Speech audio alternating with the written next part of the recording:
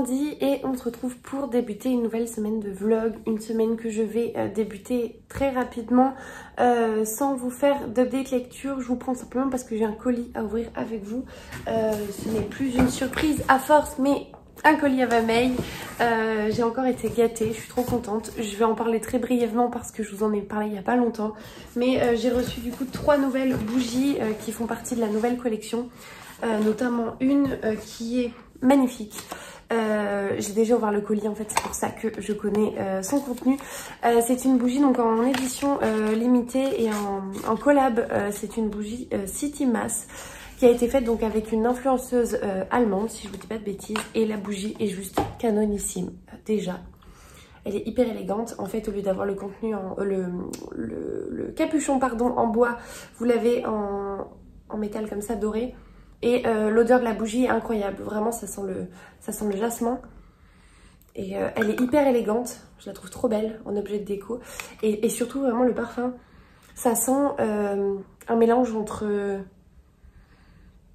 je dirais, les magasins Stradivarius et Hollister, Abercrombie. Enfin, ce genre de magasin qui utilise du parfum. Mais vraiment pas écœurant, ça sent hyper bon. Elle est vraiment... elle est canon. J'ai presque pas envie de la faire brûler tellement elle est belle. J'en ai reçu également 2 autres. Donc ça c'est une bougie 40 heures, celle que je vous ai montrée. J'ai reçu une maxi et je suis trop contente parce que j'ai fini celle que j'avais juste avant.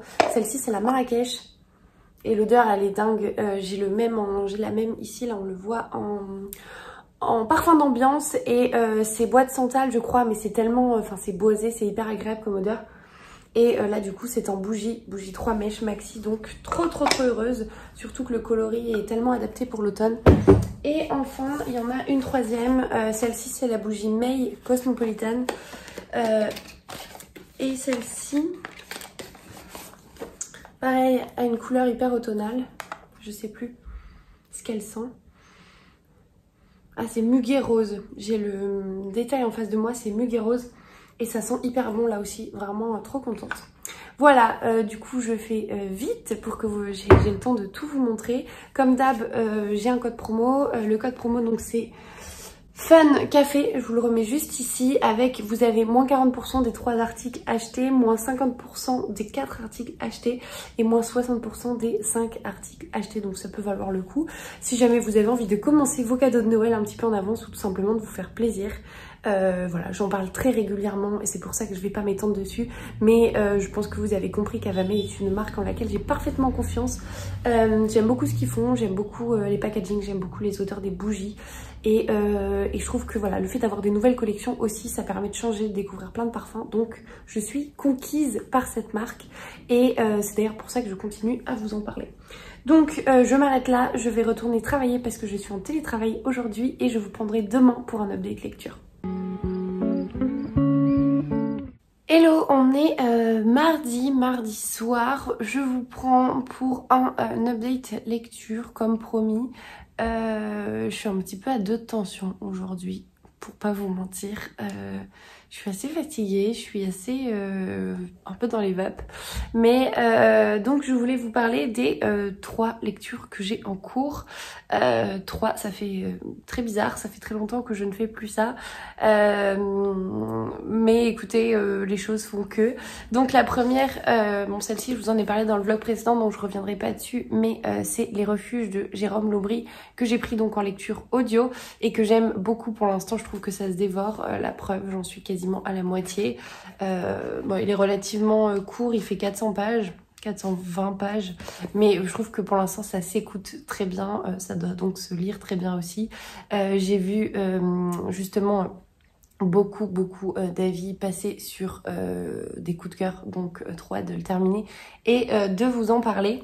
Parallèlement, j'ai commencé une autre lecture que j'avais reçue en service presse cet été, qui est La Loterie de la vie de M.O. Walsh, publiée chez Michel Lafon.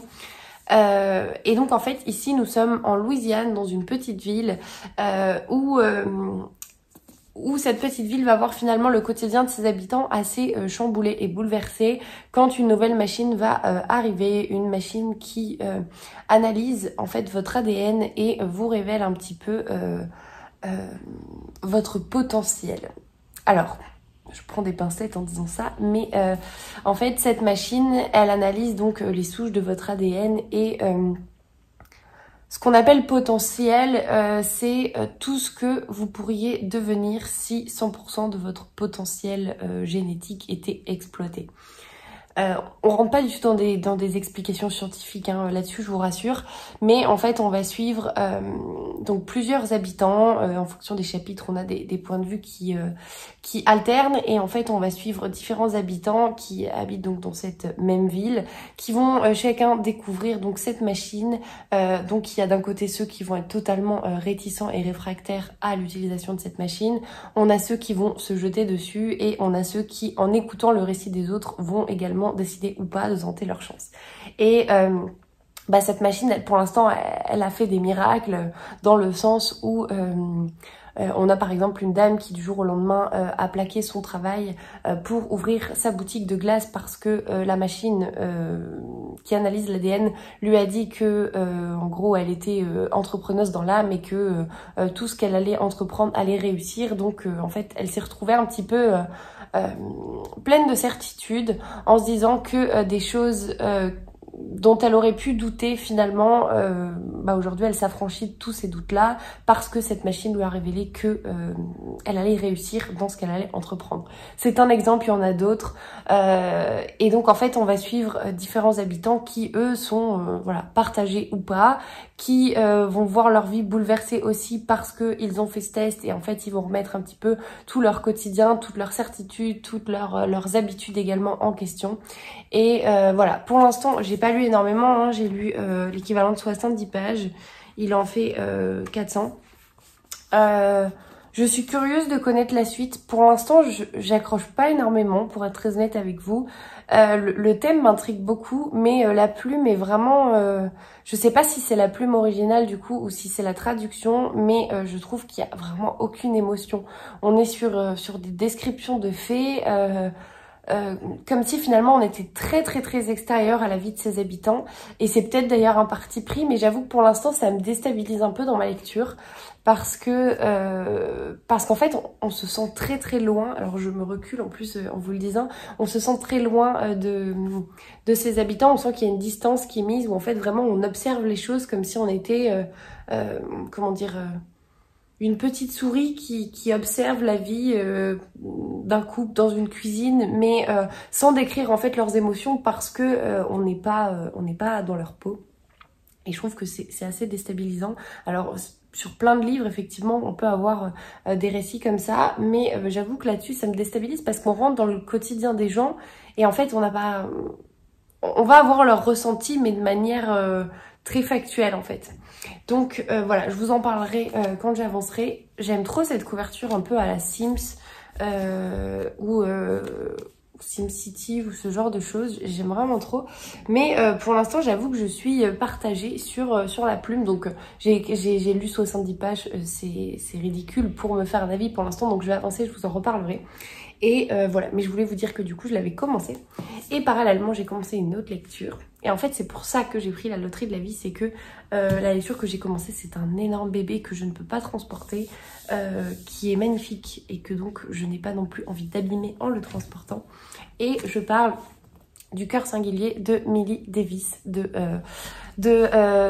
S.A. Yarmond, qui n'est autre que Sarah du compte Mrs. Book Yarmond sur les réseaux sociaux, qui a fondé, mais je pense que ça ne sert à rien de vous en parler, qui a fondé avec Alexia et Marion la maison d'édition Hurlevent.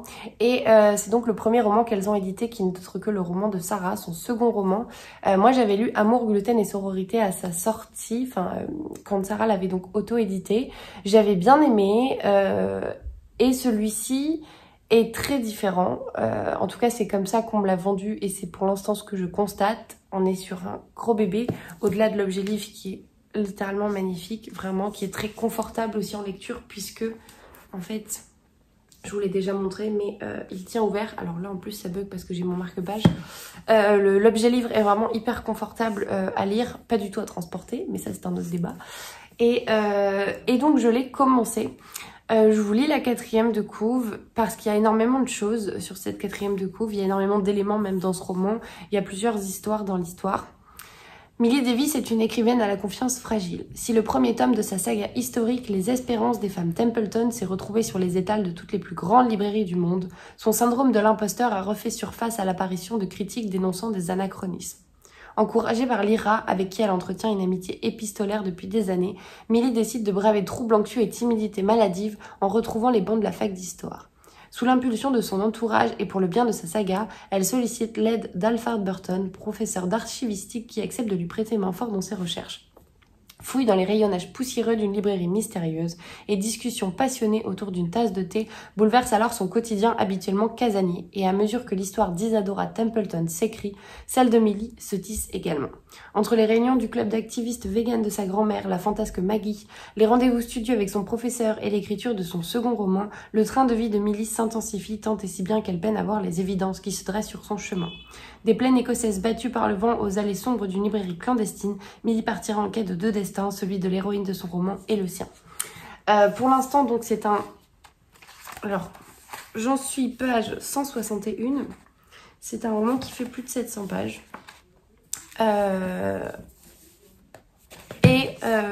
Pour l'instant, je trouve qu'il se lit très bien. On est vraiment plongé dans cet univers automnal, de librairie poussiéreuse, de rayonnage sombre, d'odeur de papier, etc. Je ressens vraiment cette atmosphère. Il y a beaucoup de descriptions qui aident vraiment à se projeter. Alors, au tout début, sur les premières pages, j'ai eu des petites choses qui m'ont fait lever les yeux au ciel parce qu'il y a des choses sur lesquelles je me suis dit « Oh, c'est cliché, c'est dommage ».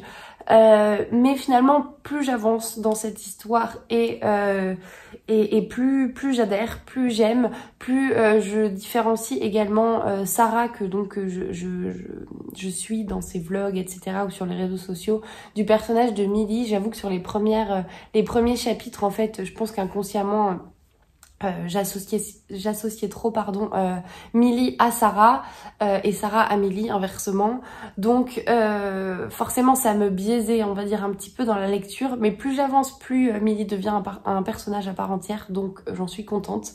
J'ai hâte de voir ce que cette histoire me réserve. L'objet, je trouve, aide beaucoup à cette lecture parce que en fait le roman de Sarah concrètement c'est cet objet livre en fait. Enfin, je trouve que les deux vont merveilleusement bien ensemble. Donc je vous en reparlerai au fur et à mesure de ma lecture. Je sais là aussi que ça a été un coup de cœur pour énormément de personnes. Pour l'instant j'aime beaucoup cette lecture. Je vous en reparlerai au fur et à mesure que j'avance. J'ai vu beaucoup de critiques très positives disant que ça avait été un coup de cœur pour énormément de personnes. J'ai vu peu de critiques négatives et celles que j'ai vues, j'ai pas accordé un énorme crédit pour diverses raisons. Donc voilà, j'ai hâte d'avancer dans ma lecture. En tout cas, c'est une histoire à laquelle j'ai envie de retourner pour son ambiance, pour son intrigue, pour le fait que j'ai envie de... Je suis pas nécessairement pour l'instant beaucoup dans l'intrigue, mais vraiment je trouve qu'il y a une ambiance dans ce roman. Et juste pour ça, en fait, j'ai envie d'y retourner. Donc page 160 à la fois sur 700, c'est pas énorme. Je vous en parlerai au fur et à mesure que j'avance, mais pour l'instant, je passe un super moment de lecture. Donc voilà. Je m'arrête ici pour aujourd'hui et j'essaye de vous reprendre dans la semaine, je ne sais pas quand, mais dès que possible.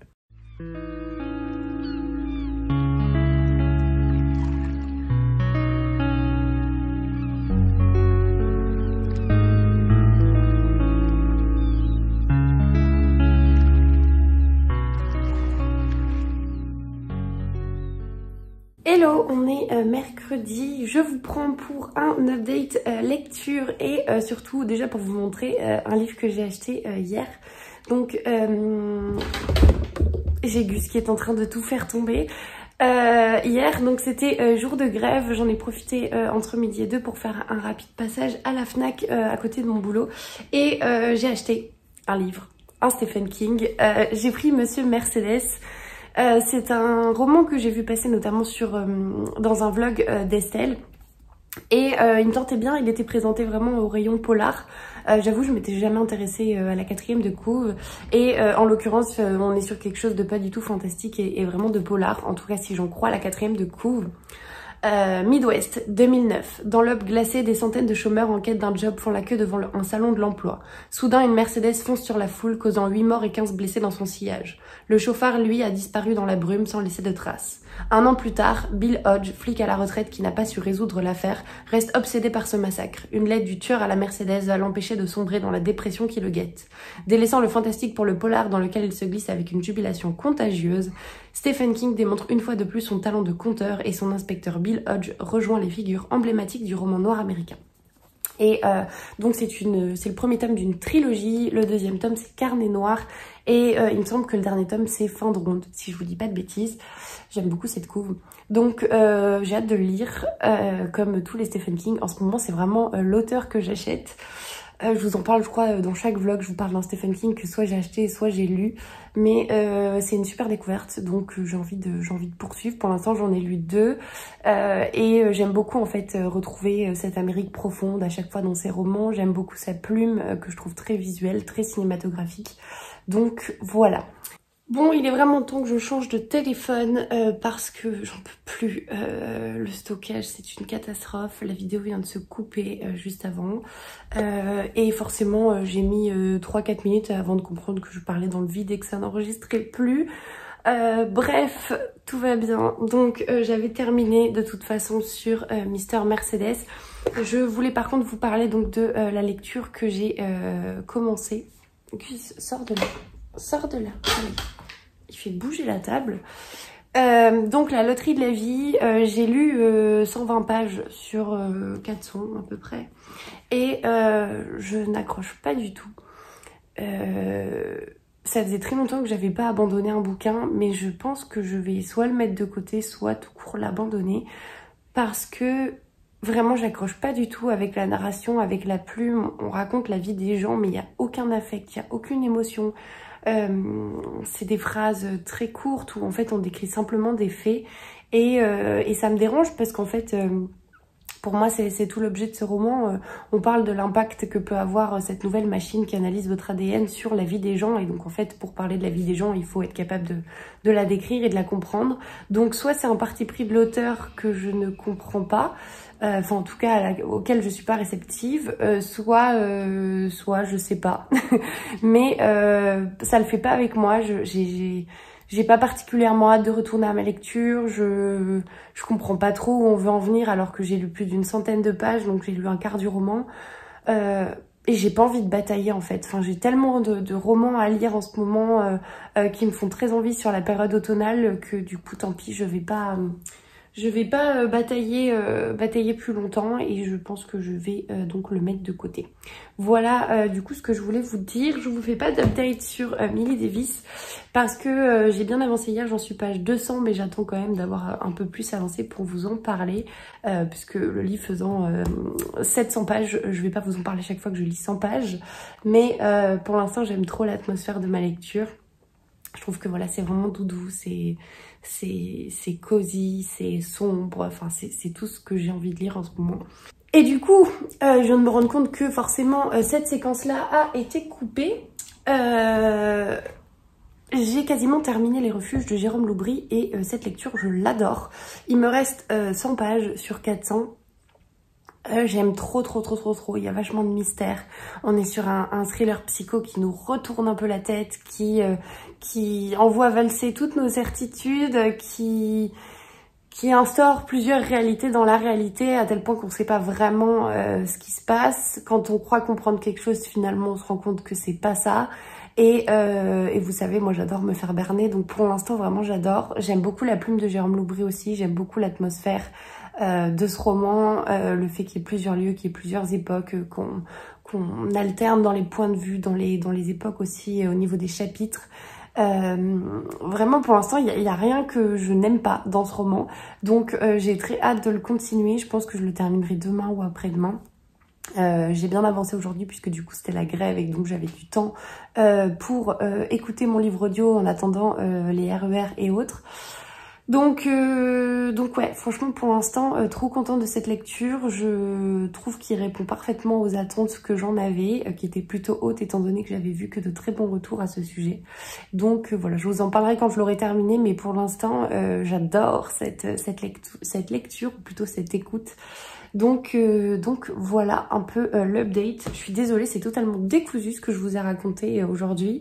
Entre le fait que ça a coupé, que je vous ai repris et qu'en fait je me suis rendu compte que ça avait coupé. Bref, je suis totalement KO, donc je vais partir me poser. Je vais lire un peu, je vais aller manger et je vous dis à demain. Hello, on est vendredi soir, ça y est, donc je suis en week-end.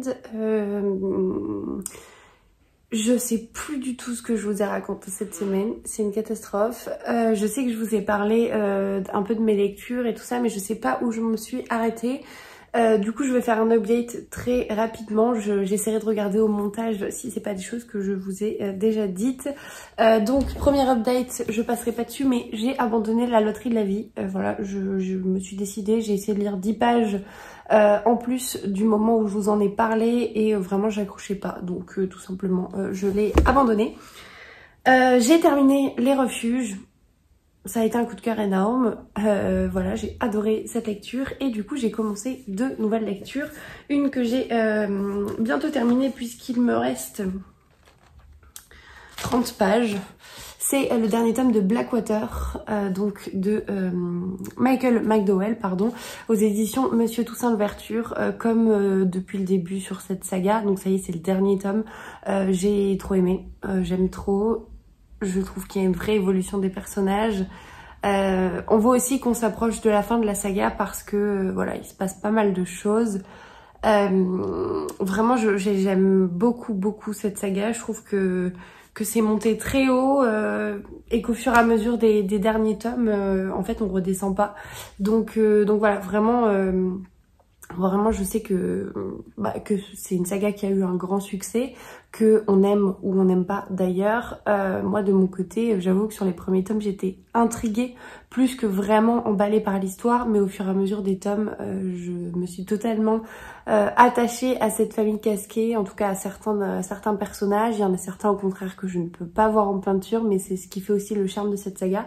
Donc voilà, je me suis vraiment prise au jeu de cette intrigue et je suis trop contente de m'être laissée tenter. Donc un grand merci à Alizé du compte Un Livre à Bordeaux qui me l'a fait découvrir avant tout le monde, avant même que tout le monde en parle sur les réseaux, parce que pour le coup voilà, j'ai fait confiance à Alizé et aux différents avis que je voyais, mais je ne regrette absolument pas. J'ai commencé donc une autre lecture, ça c'est une lecture qui n'est pas du tout prévue. En fait, comme je vous le disais, donc j'ai Le cœur singulier de Millie Davis, toujours en lecture en cours, j'ai pas du tout avancé là sur les derniers jours. Et en plus je vais pas avancer demain puisque demain je pars à Bordeaux et je compte pas du tout l'emmener dans le train parce qu'il est beaucoup trop volumineux. Donc ça m'embête un peu. Du coup j'ai commencé un autre livre parce que dans les transports c'est compliqué en fait, je peux pas, enfin si je pourrais mais j'ai pas envie de me trimballer avec mon énorme exemplaire. Donc j'ai commencé une autre lecture qui est le tome 2 d'Été meurtrier d'Oxford. Je vous en ai parlé très récemment puisque j'ai lu en fin de mois de septembre le tome 1. J'avais vraiment beaucoup aimé, donc en fait tout simplement j'ai enchaîné avec le tome 2. J'avais envie d'un cozy mystery et en fait je suis relativement plutôt à jour, ma phrase n'a aucun sens, mais je suis plutôt à jour sur mes sagas Cozy Murder, puisque sur les détectives du Yorkshire, il me reste un tome. J'ai lu donc le tome 6 là très récemment, il y a quelques jours. Donc j'avais pas envie d'enchaîner de suite sur le tome 7. Concernant Loveday et Ryder, je suis à jour. Concernant Anna Swanson, je suis à jour. Et le dernier tome, je viens de le recevoir, il se passe à Noël, donc j'ai pas du tout envie de le lire pour l'instant. Au mois d'octobre, je me le garde pour cet hiver.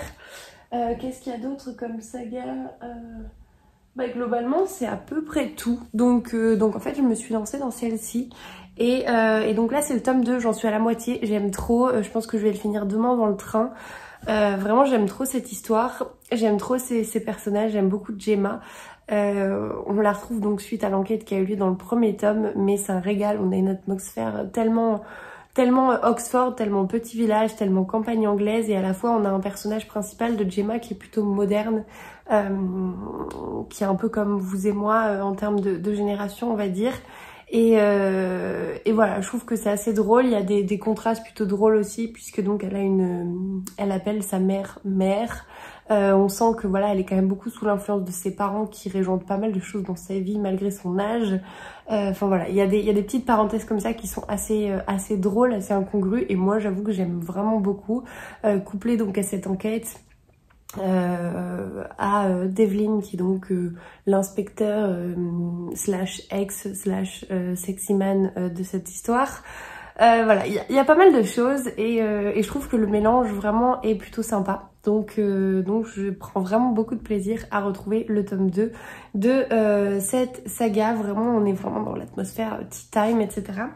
Et du coup, puisque tout à l'heure je parlais donc de Cozy Murder, je suis trop contente puisque je vais très prochainement recevoir le tome 2 des Dames de Marlowe et je suis trop contente parce que j'avais vraiment adoré le 1. Voilà, pas de réception cette semaine, vraiment rien à vous montrer, rien de fou. Comme je vous le disais, demain je pars à Bordeaux pour une petite partie du week-end. Ça va être l'occasion de revoir quelques copines du book club que j'ai créé quand j'étais à Bordeaux avec Claire.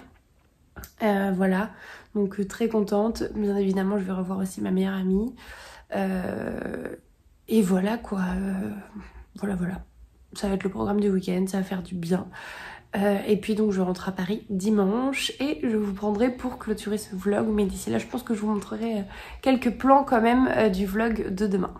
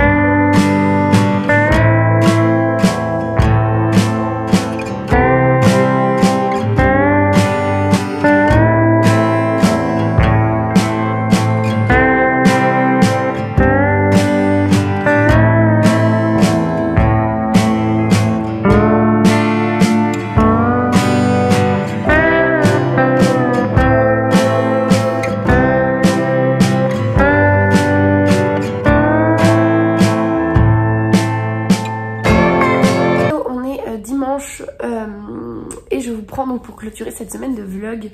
Je pense que j'ai attrapé un bon gros coup de froid, coup de chaud d'ailleurs, je sais pas, ce week-end. Ça s'entend un peu à ma voix. Je vous avoue que c'est compliqué pour moi de parler là aujourd'hui. Donc j'avais pas mal de choses à vous dire. Je voulais vous parler notamment... il y a un défilé de moto, c'est génial. Je voulais vous parler notamment des différents livres que j'ai achetés ou qu'on m'a offert ce week-end, puisque j'avais pas vu mes meilleures amies depuis très longtemps, à tel point que je n'avais pas eu mes cadeaux d'anniversaire. Donc j'ai reçu bien évidemment des livres, vous vous en doutez. J'en ai également acheté à la librairie Mola. Je voulais pouvoir vous en parler, mais je pense que vraiment je vais peiner à parler sans avoir des quintes de tout. Donc je vais me contenter simplement de vous faire un update lecture. Je suis désolée vraiment pour cette voix très rauque. J'ai terminé donc le dernier tome de Blackwater qui s'appelle Pluie. Et même si j'ai adoré du coup cette saga et même cette histoire du 6e tome, j'ai été vraiment déçue par la fin. J'ai pas vraiment trouvé que c'était une fin. C'est pas nécessairement une fin ouverte ou quoi que ce soit, mais je m'attendais vraiment à autre chose, étant donné les 6 tomes qu'on a connus. Donc voilà, assez dubitatif sur la fin, ça n'enlève rien au fait que j'ai adoré cette saga. Mais je suis pas très convaincue par cette conclusion. Donc voilà, pour la lecture terminée. Je n'ai pas du tout avancé donc dans cette lecture-là, puisque je n'ai pas eu le temps du tout. Hier, j'avoue, j'étais un peu malade dans le train retour. Et celui-ci, je ne l'avais pas emmené avec moi, donc tout simplement, je n'ai pas avancé. Je vais du coup aller monter ce vlog final. Et après, je me mettrai à lire. Donc voilà, je vous en parlerai mieux dans les vlogs prochains, enfin dans le prochain vlog. Je vous parlerai également donc des livres que j'ai achetés ce week-end ou qu'on m'a offert. Et voilà. Du coup, j'espère que vous avez passé un agréable moment en ma compagnie et en la compagnie de ma voix de sorcière, cette circonstance pour Halloween. De mon côté, je vous souhaite de belles lectures, de belles découvertes et je vous dis à la prochaine.